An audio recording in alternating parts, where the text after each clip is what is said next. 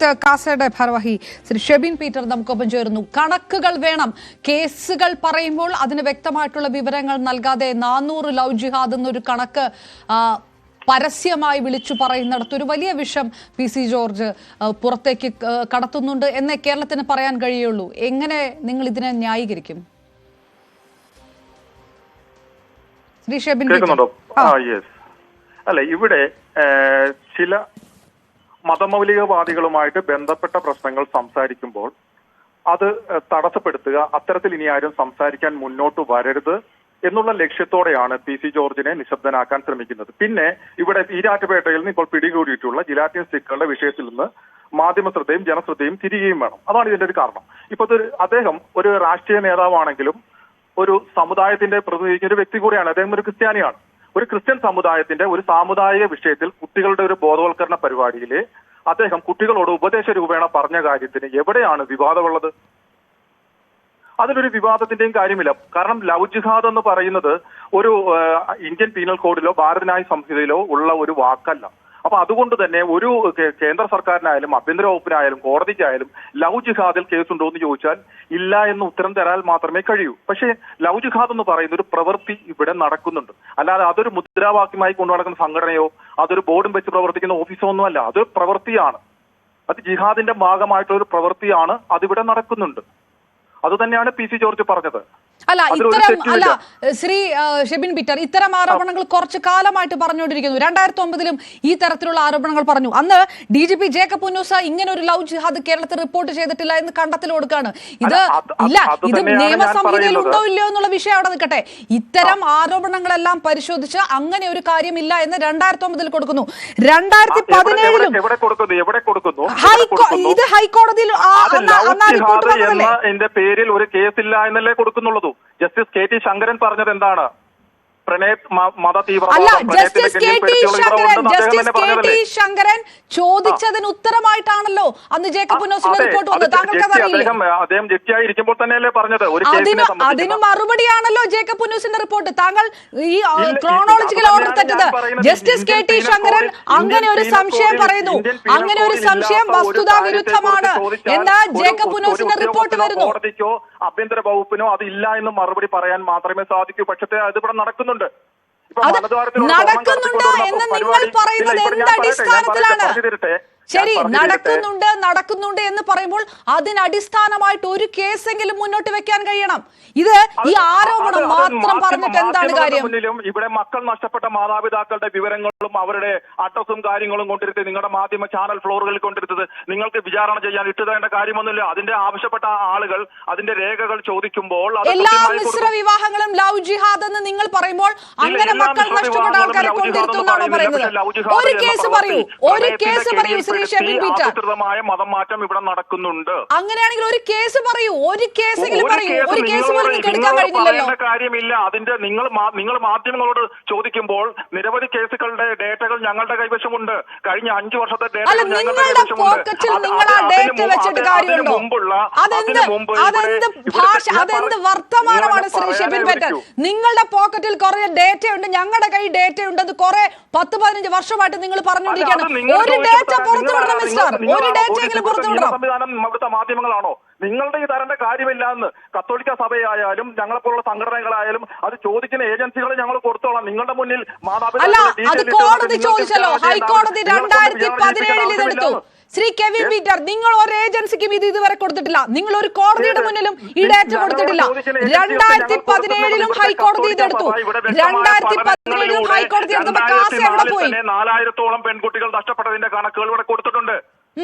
ഓരോ എവിടെ കൊടുത്തിട്ടുണ്ട്? കണക്കുകൾ കിട്ടും. 400 പെൺകുട്ടികളെ നഷ്ടപ്പെട്ടു എന്നല്ല. അല്ല ശ്രീ കെവിൻ പീറ്റർ, നിങ്ങൾ ഈ കണക്ക് എവിടെ കൊടുത്തിട്ടുണ്ട്? ഈ കണക്ക് എവിടെ?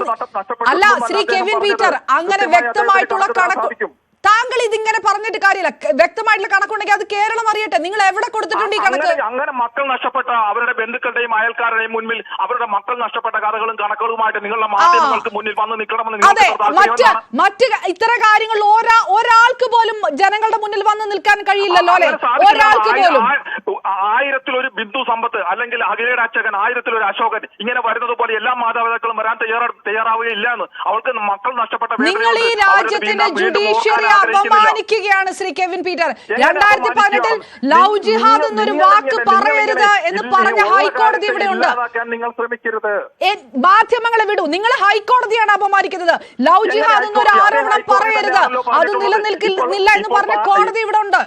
അല്ല, ഇപ്പോൾ മറ്റു ചില സംസ്ഥാനങ്ങളിലൊക്കെ തന്നെ ഇത് നിയമമാകാൻ പോകുന്നു. നിങ്ങൾ കേരളത്തിലെ കാര്യം പറയൂ ശ്രീ കെവിൻ പീറ്റർ. ഞാൻ കേരളത്തിലെ കോടതിയെ കുറിച്ചല്ലേ പറയുന്നത്.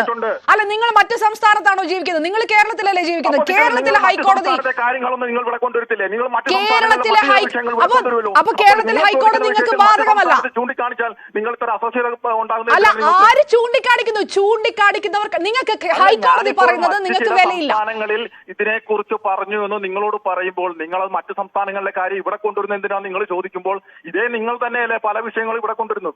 നിങ്ങൾക്ക് ഹൈക്കോടതിയെ ഒരല്പമെങ്കിലും വിലയുണ്ടോ ശ്രീ കെവിൻ പീറ്റർ? ഒരല്പമെങ്കിലും കേരളത്തിലെ ഹൈക്കോടതിയെ ഒരല്പമെങ്കിലും നിങ്ങൾ വില കൊടുക്കുന്നുണ്ടോ? പ്രണയമത തീവ്രവാദം ഉണ്ട് എന്നുള്ളത് ജാമ്യം നിഷേധിച്ചുകൊണ്ട് കെ ടി ശങ്കരനാണ് പറഞ്ഞത്. കെ ടി ശങ്കരൻ പറഞ്ഞതിന് ശേഷം ജേക്കബ് പുനൂസിന്റെ റിപ്പോർട്ട് വന്നു. അതിനുശേഷം പറയാനാവില്ല ലവ് ജിഹാദിന്റെ കേസുകൾ ഇവിടെ ഉണ്ടെന്ന്. താങ്കൾക്ക് ഉത്തരമില്ലാത്തതുകൊണ്ട് താങ്കൾ പറഞ്ഞുകൊണ്ടേയിരിക്കുന്നു. കെ ടി ശങ്കരൻ പറഞ്ഞതിന് ശേഷമാണ് ജേക്കബ് പുനൂസിന്റെ റിപ്പോർട്ട് വന്നത്. അതിനുശേഷം 2018 ലവ് ജിഹാദ് മുഴുവൻ തള്ളിക്കൊണ്ട് ഹൈക്കോടതി പറഞ്ഞത്. ഇപ്പോഴുള്ള DGPയുടെ റിപ്പോർട്ട് ഉണ്ടാവുന്ന കാര്യം എവിടെ ഉണ്ടാവുന്നത്? നിങ്ങളുടെ കയ്യിലാണോ DGPയുടെ കയ്യിലുള്ള റിപ്പോർട്ട് കയ്യിലിരിക്കുന്നത്? കാസയാണോ ഇത് തീരുമാനിക്കുന്നത്? കാസയാണോ തീരുമാനിക്കുന്നത് DGPയുടെ കയ്യിൽ ഏത് റിപ്പോർട്ട് ഉള്ളത്? അല്ല, നിങ്ങൾ എന്ത് തെറ്റിദ്ധാരണയാണ് ഈ സമൂഹത്തിന് മുന്നിൽ പ്രകടമാക്കുന്നത് ശ്രീ കെവിൻ പീറ്റർ? പദമുണ്ടോ നിങ്ങൾ ചൂണ്ടിക്കാണിക്കേ? അല്ല, ഞാൻ എന്തിനാണ് ചൂണ്ടിക്കാണിക്കുന്നത്? ഹൈക്കോടതി ചൂണ്ടിക്കാണിക്കുന്നത് പോലും വില കൊടുക്കാത്ത സംഘടനയാണ് നിങ്ങൾ. ഹൈക്കോടതി നിങ്ങൾ വലിയ മാധ്യമ സ്ഥാപനമല്ലേ, നിങ്ങൾക്ക് പറയാൻ പറ്റുമോ ലവ് ജിഹാദ് എന്നൊരു ടേം ഇന്ത്യൻ പീനൽ കോഡിലോ BNS-ലോ ഉണ്ടെന്ന് നിങ്ങൾക്ക് പറയാൻ പറ്റുമോ? അല്ല, ഹൈക്കോടതി ഇങ്ങനെ ഒരു കാര്യം കേരളത്തിൽ ഇല്ല എന്ന് പറയുന്നത് നിങ്ങൾ വില കൊടുക്കുന്നുണ്ടോ? ഹൈക്കോടതിയെ നിങ്ങൾ വില കൊടുക്കുന്നുണ്ടോ? ചോദ്യത്തിന് ഉത്തരം തരൂ.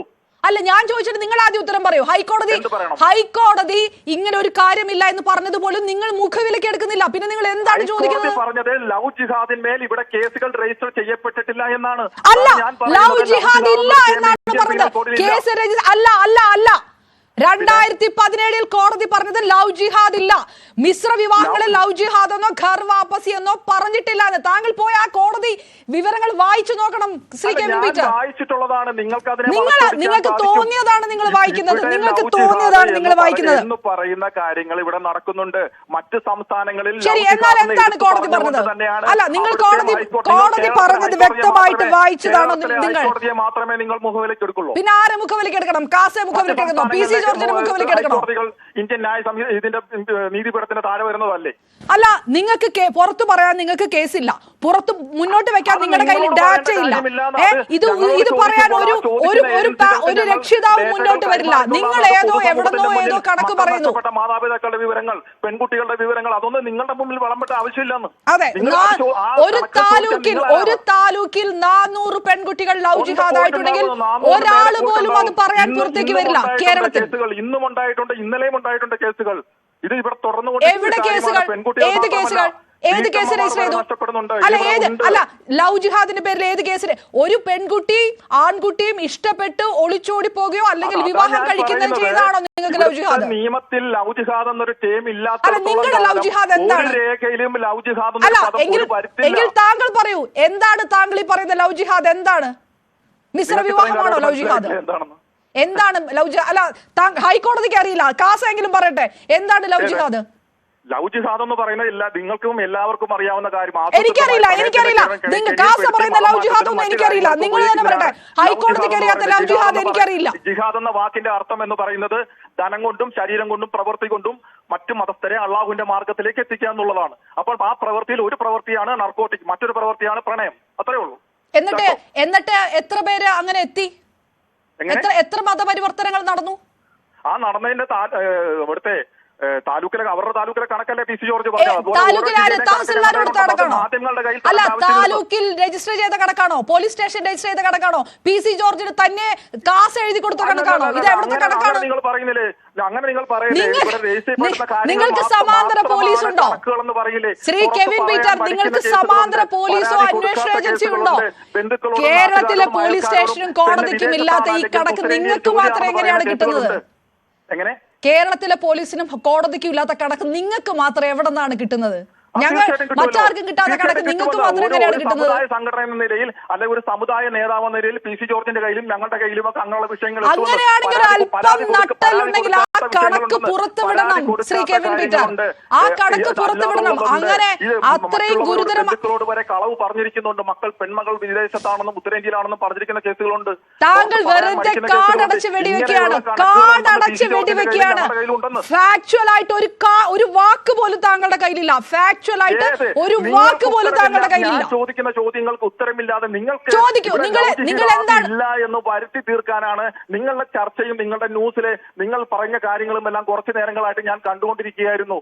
നിങ്ങൾ ഈ ചർച്ചയ്ക്ക് വിളിക്കുമ്പോൾ തന്നെ അപ്പൊ തന്നെ ന്യൂസ് 18 ഓൺ ആക്കിയിട്ട് നിങ്ങൾ എന്താണ് പറഞ്ഞു വെക്കുന്നത് ഞാൻ കണ്ടുകൊണ്ടിരിക്കുകയാണ്. അതിലേക്ക് എന്നെ എത്തിക്കണം. അത് നിങ്ങൾക്ക് ആളെ കിട്ടില്ല. നിങ്ങൾ വേറെ ആരെങ്കിലും നിങ്ങൾക്ക് ഒരു കണക്കുമില്ല. നിങ്ങൾക്ക് ഒരു കണക്കുമില്ല. Shri Kevin Peter, P C ജോർജിനൊപ്പം നിങ്ങൾ ഉദ്ദേശിക്കുന്നത് പി സി ജോർജിന്റെ നാവടയ്ക്കാമെന്നാണ്. പി സി ജോർജിനൊപ്പം ആളുകളുടെ ഹിന്ദുക്കളുടെ ശ്രീ കെവിൻ പീറ്റർ, നിങ്ങൾ ഇത്തരം അടിസ്ഥാനമില്ലാത്ത കണക്കുകൾ ഉന്നയിച്ചുകൊണ്ട് നിങ്ങൾ ഒരു സമൂഹത്തിന്റെ ബാലൻസ് നശിപ്പിക്കുകയാണ്. ശ്രീ കെവിൻ പീറ്റർ, ഇല്ല എന്ന് വരുത്തി തീർക്കണം. അതിന്റെ കാര്യത്തിൽ കൊണ്ട് എന്നെ കെട്ടണം. അത് നിങ്ങൾക്ക് സാധിക്കില്ല. നിങ്ങൾ വേറെ കേരളം നിങ്ങൾക്കൊപ്പം നിൽക്കില്ല. ശ്രീ കെവിൻ പീറ്റർ, ഈ കേരളം നിങ്ങൾക്കൊപ്പം നിൽക്കില്ല. ഈ അടിസ്ഥാനരഹിതമായ കണക്കുകൾ പറയുന്നത് നിങ്ങൾക്കൊപ്പം നിൽക്കില്ല. കേരളം പോകുമ്പോഴേ നിങ്ങൾക്ക് അതിന്റെ വേദന അറിയൂ.